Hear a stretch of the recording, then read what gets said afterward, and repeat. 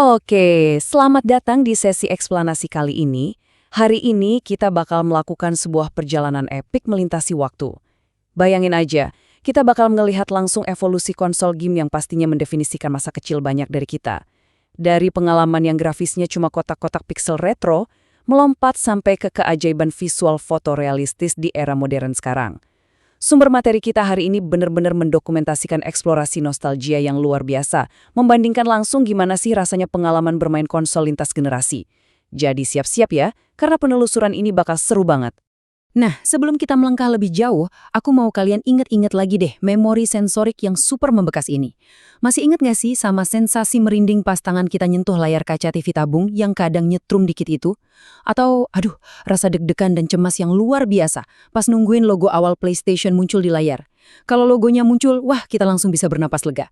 Tapi kalau layarnya tiba-tiba hitam pekat, kelar deh, itu mimpi buruk kita semua. Ingatan-ingatan kayak gini nih yang jadi fondasi paling pas buat panggung mesin waktu kita, yang bakal bawa kita dari era 90-an langsung ditarik ke masa kini. Bagian pertama, era keemasan PlayStation pertama. Disinilah semuanya bermula. Coba kita perhatiin deh, kontras teknologinya ini bener-bener ekstrim banget kalau dibandingin sama zaman sekarang. Bayangin aja, di era PS1 itu seluruh data, pencapaian, dan kerja keras berjam-jam kalian buat namatin satu game, semuanya cuma disimpan di dalam sebuah kartu memori kecil yang kapasitas maksimalnya, tebak berapa? Cuma 1 MB. Serius, 1 MB doang. Padahal di masa sekarang kapasitas segitu bahkan nggak bakal muat buat nyimpan satu foto resolusi tinggi di HP kita. Terus kalau kita ngomongin perangkat keras pendukungnya, wah ini sih peralatan tempur wajib anak-anak pada masa itu. Kita harus ribet nyolokin kabel AV, merah, kuning, putih ke TV. Kalau mau main berempat sampai berenang, wajib hukumnya punya perangkat tambahan yang namanya multitap, buat main layar terbelah atau split screen. Kartu memori juga macam-macam, ada yang asli tapi banyak juga yang KW alias bajakan. Salah satu merek bajakan yang paling melegenda pastinya merek Sunny. Belum lagi kepingan CD game bajakan harga murmer yang cuma dibungkus plastik bening tipis. Dan jangan lupakan momen super revolusioner ketika stick analog diperkenalkan.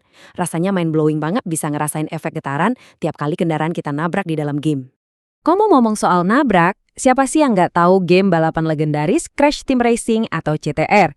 Ada satu hukum alam nih di sini. Kalau buah apel kita 0, gelembung pelindung hijaunya bakal gampang banget pecah.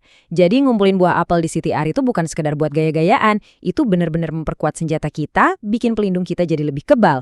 Dan pastinya pas kita nabrak tembok atau kalah balapan, ada satu insting universal masa kecil yang langsung keluar. Ah, ini pasti gara-gara sticknya rusak nih. Nah aku deh, kita semua pasti pernah menyalahkan stick controllernya. Bagian kedua, lompatan grafis PlayStation 2. Kita masuk ke era visual yang baru. Memasuki generasi yang satu ini, kita disuguhin era keemasan buat budaya pop, game modifikasi, dan eksploitasi sistem. Game kayak GTA San Andreas udah bertransformasi jadi arena bermain yang benar-benar tanpa batas. Saking populernya, banyak banget beredar versi mod bajakan yang ngubah teksnya di bahasa Indonesia, bahkan sampai nyematkan modifikasi karakter-karakter lokal kita. Selain itu, hampir semua pemain pasti mengandalkan satu benda sakti ini, buku fisik kecil berisi daftar panjang kode cheat. Buku inilah kunci rahasia buat memunculkan mobil terbang, kebal senjata, sampai ngehapus bintang kejaran polisi. Tapi kalian tahu nggak sih, ada satu rahasia teknis dari era ini. Pernah kepikiran nggak, kenapa game balap kayak Need for Speed Underground 2 dengan jalanan basahnya itu kelihatan sangat realistis pada masanya? Jawabannya ternyata ada pada ilusi layar CRT. Layar TV tabung zaman dulu itu sebenarnya secara natural mengaburkan dan menyamarkan ketidaksempurnaan grafis. Kalau kalian mainin game PS2 yang sama persis di TV LED modern beresolusi tinggi hari ini, waduh semua piksel yang pecah dan tekstur kasarnya langsung terekspos jelas.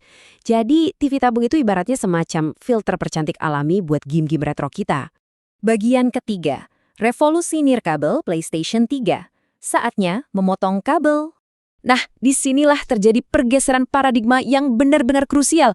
Di era PS1 dan PS2, konsol kalian itu murni cuma mesin ke offline dengan kabel yang ngikat kalian di depan TV. Tapi PS3 memutus ikatan kabel itu. Kita mulai dikenalkan sama stick nirkabel yang baterainya bisa di-charge ulang. Nggak cuma itu, kita akhirnya bisa nyalain mesin konsol langsung dari genggaman stick kita. PS3 bertransformasi total jadi pusat multimedia seutuhnya, di mana kita bisa muter musik pakai visualisator 3D, nyimpen galeri foto, sampai browsing internet. Benar-benar ngerubah segalanya. Buat ngukur seberapa gila lompatan visual ini secara langsung, kita bisa melacak silsilah dari game sepak bola. Di era 90-an, Kita udah puas banget mainin karakter kotak-kotak di Winning Eleven. Terus maju ke PS3, game kayak PES 2013 ternyata masih hidup dan bertahan kuat sampai hari ini berkat modifikasi dari komunitas. Mereka bahkan sanggup masukin pemain-pemain timnas Indonesia masa kini seperti Tom Hay atau Mark Locke. Evolusi panjang ini benar-benar nunjukin gimana kita bertransisi dari sekedar sekumpulan piksel yang berlari menuju ke simulasi olahraga yang visualnya semakin kompleks melintasi generasi PS4 dan PS5. Bagian keempat, realisme visual PlayStation 4. Detail yang mikroskopis. Tingkat realisme visual pada generasi PS4 ini jadi sangat granuler. Ini bukan lagi sekedar urusan bikin bentuk 3D dasar, tapi tentang detail mikroskopis yang bikin karakter digital terasa seperti manusia nyata. Para pemain retro yang baru pertama kali nyoba konsol ini dijamin langsung tercengang. Kenapa? Karena pas kamera game melakukan siaran ulang, kalian benar-benar bisa lihat bulir keringat sungguhan ngucur di dahi pemain. Mata karakter juga dibikin glossy dan basah, seolah memantulkan cahaya lampu stadion. Malahan nih, kalau pertandingan diatur pada suhu dingin, kalian bisa lihat embun napas keluar dari mulut mereka. Grafisnya begitu indah, sampai-sampai mode fotografi internal yang mampu merender gambar hingga resolusi 4K mulai jadi standar di generasi ini. Bagian kelima, puncak teknologi PlayStation 5. Keajaiban fotorealistis. Sebuah sistem yang super canggih ini pelan-pelan mulai mengaburkan batas antara game dan realitas, dan kita bisa melihat lompatan akhirnya lewat game Spider-Man. Di era PS2, kebebasan berayun di dunia open world itu baru aja diletakkan fondasinya.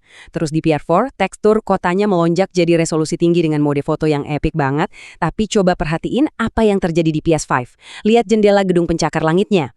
Di PS4, pantulan kaca seringkali buram, atau kadang kepala karakternya terpotong gitu aja. Tapi di PS5, kaca jendela itu benar-benar memantulkan bayangan Spider-Man secara utuh dan sempurna layaknya cermin sungguhan.